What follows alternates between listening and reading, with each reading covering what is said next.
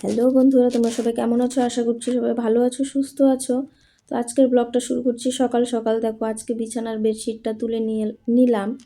অনেক দিন হয়ে গেছে বিছানাটা ধোয়া হচ্ছে না। তো কি বলো তো, সর্ষের তেল তো দেওয়া হয়, সবাই মিলেই দিই আমরা, আমি, আমার মেয়ে, তোমাদের দাদাভাই সবাই দেয়। তো যাই হোক, বিছানার চাদর মোটামুটি 10-12 দিন গেলেই না এমন পরিস্থিতি হয়ে যায়। আর তোমরা তো দেখতেই পারো, দুটোই আমার সাদা, এটা বেশি সাদা, ওটা একটু আকাশি আকাশি কালার। তো প্রচণ্ড নোংরা হয়, হালকা কালার না, প্রচণ্ড নোংরা হয়। তো আজকে একটু ধুবো, না ধুলে আর মানে দেখতে পাচ্ছি না, এত নোংরা হয়েছে। তো যাই হোক, মেয়ে ওদিকে রেডি হচ্ছে, স্কুলে যাবে। তো ওকে স্কুলে দিয়ে তারপরে যাব দোকানে তোমাদের দাদাভাইকে খাবার দিতে। তো কি বলো তো, জামা কাপড় ধুবো ঠিক করেছি, কিন্তু গিয়ে দেখছি সার্ফ নেই একটুও। তো সেই জন্য আর কি একটু দেরি হলো আমার। তো ভাবলাম যে বিছানাটা তুলে তারপরে চাদরটা অন্তত পেতে রাখি, আর বালিশের কাভারগুলো না লাগাবো না বলতে আমার এক্সট্রা কোনো কাভার নেইও, আছে দুটো, সেই দুটো আর লাগিয়ে কি হবে, আবার পাল্টাপাল্টি করা ঝামেলা। তার থেকে ধুয়ে টুয়ে একবারে শুকিয়ে এনে তারপরে লাগাবো আর কি। তো দুটো কম্বল ছিল, সে দুটোকে আমি রোদে দিয়ে এসেছি, একটু বাইরে প্রচণ্ড রোদ উঠেছে, রোদে দিয়ে এসেছি।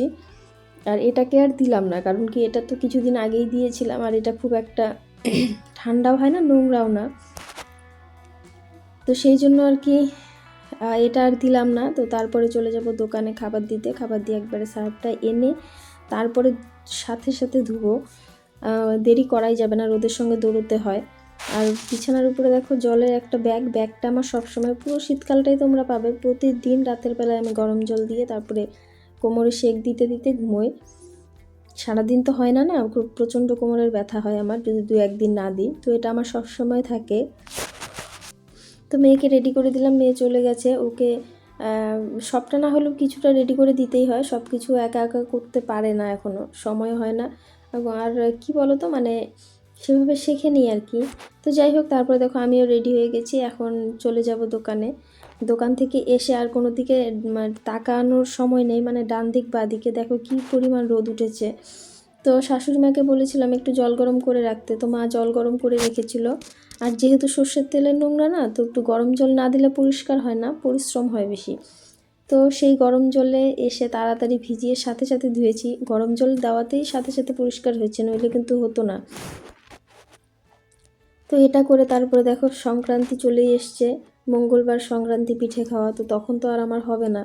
তো ভাবলাম যে আজকেই করব। তো আজকে হচ্ছে শনিবার রাত, আর কালকে রবিবার থাকবে, তোমাদের দাদাভাই সারাদিনই বাড়িতে ছুটি, তো খেতে পারবে আর কি। অন্য সময় করলে না আর খেতে পারে না, ওই বাসি থাকতে থাকতে তারপরে ফেলতে হয়। আর খুব বেশি করব না, অল্প অল্প করেই করব। অনেক কিছু আয়োজন করেছি, কিন্তু সবটা করে উঠতে পারবো না, প্রচুর সময় লাগে পিঠে করতে। আর সব থেকে বড় কথা কি জানো তো, চালটাই আসেনি এখনও, আতপ চাল তো লাগে। দোকানে গেছিলাম, অনেকক্ষণ দাঁড়িয়ে থেকে থেকে এটা সেটা নিয়ে চলে এসেছি, চালের কথা এক ফোঁটাও মনে ছিল না। তো তারপরে বাড়িতে এসে মনে পড়েছে এখন তোমাদের দাদাভাই চাল আনবে, তারপরে ভিজিয়ে গুঁড়ো করে তারপরে পিঠে হবে। তো কি বলো তো, এত কিছু তো বললাম।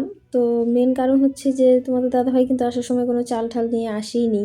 তো ছিল একটু ঘরের মধ্যে, বাকি আর একটু আতপ চাল ছিল, অনেক পুরনো, অনেক দিনের পুরনো চাল, এটা প্রায় 1.5-2 বছর হয়েই গেছে। ওটা দিয়ে না খিচুড়ি টিচুড়ি খেলে গন্ধ লাগতো আর কি। তো যাই হোক, লাস্টে ওটাই ভিজিয়ে নিয়েছি, নিয়ে সন্ধেবেলা বসেছিলাম গুঁড়ো করতে। এই 5:30, না সরি 5:30 না, 6:30টার দিকে বসেছিলাম। তো এখানে দেখো যে ক্ষীর করছি, এই ক্ষীরটা আমি 3-4 দিন ধরে করছি। একটু একটু করে দুধ আনা হয় না, 1 কেজি করে দুধ আনা হয়, তো সেখান থেকে মেয়ে খায়, ওর বাবাকে একটু দেওয়া হয়, এভাবে করে। আর একটু চা থাকে আর কি, কতটুকু একটু শুকিয়ে রাখি।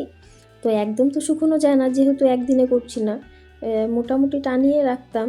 পাশে এখানে পনিরও রান্না করছি, একসঙ্গে বসিয়েছি দুপুরবেলায়।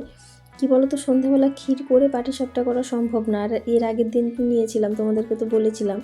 তো তোমরা যারা আমার ভিডিও সবসময় দেখো তারা নিশ্চয়ই জানো, এর আগেও একদিন নিয়েছিলাম, সেদিন আমি আর করতে পারিনি। তো আজকে খুব মানে সিরিয়াসভাবে করছি আর কি। তো যাই হোক, এই যে চলে এসেছি সন্ধেবেলার। পাটিসাপটাটা আমি আগে করে নিয়েছি, তখন কোনো ভিডিও করিনি, কেন কি যদি একটু উল্টোপাল্টা হয় না তাহলে আমার নষ্ট হয়ে যাবে ওটা। তো সেই জন্য আর কোনো রিস্ক নিইনি, মন দিয়ে করেছিলাম সন্ধ্যাবেলা। তো দেখলাম যে ঠিকঠাকই হচ্ছে, তবে সবটা করিনি, অল্প কিছু নিয়ে করলাম আর কি, যদি না হয় তাহলে আবার ফেলতে হবে, নষ্ট হবে, সেই জন্য। তারপরে দেখলাম যে না, ঠিকঠাকই হলো। তো তারপরে ভাবলাম যে আজকে আর করবো না, আজকে পোয়া পাটিসাপটা আর সাথে একটু মুগ ডালের পুলি করব। মুগ ডালের পুলিটা না সবসময় করা হয় না, ওই মিষ্টি আলু দিয়ে যেটা হয় না সেটাই করা হয়। তো এবছর ভেবেছি যে ওটাই করব, ডালেরটাই করব। মিষ্টি আলুটা পরে কোনো এক সময় করা যাবে। কি বলো তো, ডালেরটা না দুধে দেওয়া যায় না, আর মিষ্টি আলুটা দুধে দিয়েই খেতে হয়। তো এই যে দেখো আমার পাটিসাপটাগুলো বেশ দেখতে সুন্দর হয়েছে।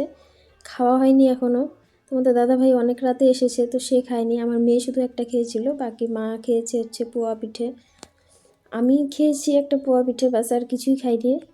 অনেক রাত হয়ে গেছিলো এইটুকু করতে করতে। দেখো পিঠে কিন্তু খুব বেশি না, একদমই অল্প অল্প, কিন্তু এই সব জোগাড় করে করা না প্রচুর সময় লাগে। চাল গুঁড়ো করে তারপরে ছেঁকে নিয়ে তারপরে এসব করা, মানে অনেকটাই সময় লাগে। আর এখানে কী বলো তো, সব কিছুই তো মানে এখানে দুজন করার মতন তেমন কিছুই নেই। তো এখানে দেখো যে বাকি যে ক্ষীরটা ছিল সেটা আমি টিফিন বক্সে ভরে রাখছি, পরে অন্য আরেক দিন করব সেই জন্য। আর এখানে মুগ ডালটাই যে একটু সিটি দিয়ে নিব। কড়াইতে করা যায়, কিন্তু কড়াইতে করলে না অনেকটা সময় লাগবে, তো ততটা সময় দেওয়া যাবে না, এখন অনেকটাই রাত হয়ে গেছে, তো খুব বেশি সময় আর দেওয়া যাবে না। তো বন্ধুরা, তোমরা কারা কারা আমার মতন এই সংক্রান্তির আগেই পিঠে খাওয়া শুরু করে দিয়েছো? মানে কি বলো তো, এখন তো আর ওই সেই নির্দিষ্ট সময় অনুযায়ী খাবার দাবার হয় না, এখন যা কিছু যখন যার যেটা ইচ্ছে সেটাই করে খায়।